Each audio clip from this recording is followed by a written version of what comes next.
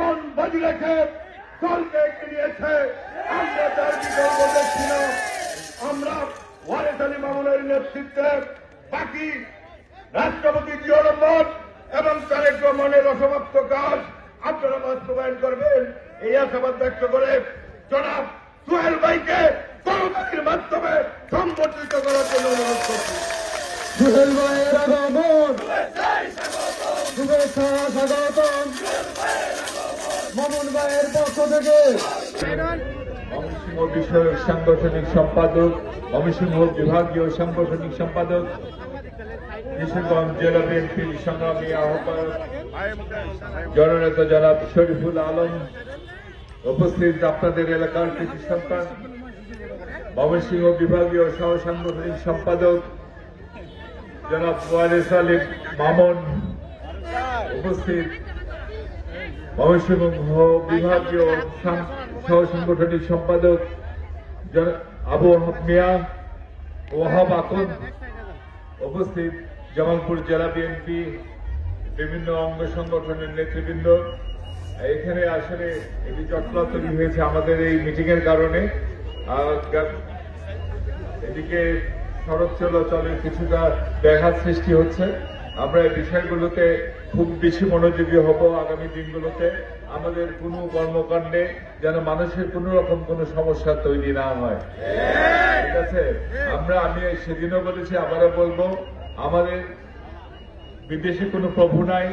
কেউ আমাদের বিদেশি কোনো প্রভুরা আমাদের ক্ষমতায় বসায় না। আমাদের শক্তি হচ্ছে উপরে আল্লাহ, নিচে দেশের জনগণ। জনগণের সুখে দুঃখে আমরা জনগণের পাশে থাকব। জনগণের কোনো ক্ষতি যেন আমাদের দিয়ে না হয়, জনগণের কোনো অসুবিধা যেন আমাদের দিয়ে না হয়, এই ব্যাপারে আমরা শহীদ জিয়ার সৈনিকরা সব সময় আমাদের সচেতন থাকতে হবে। দীর্ঘ 16-17 বছর আমি জানি যে আপনাদের উপর অনেক অত্যাচার হয়েছে, আপনারা অনেক নির্যাতিত হয়েছেন, আপনারা রাতে ঘুমোতে পারেননি, আপনাদের বারবার করে জেলখানায় নিয়ে যাওয়া হয়েছে, আপনাদের থানায় নিয়ে গিয়ে অত্যাচার করা হয়েছে, আপনাদের না পেলে আপনাদের পরিবারের সাথে দুর্ব্যবহার করা হয়েছে, বড় ভাইকে না পেলে ছোট ভাইকে ধরে নিয়ে যাওয়া হয়েছে, আমাদের কর্মীকে না পেলে তার বাবা মাকে ধরে নিয়ে যাওয়া হয়েছে।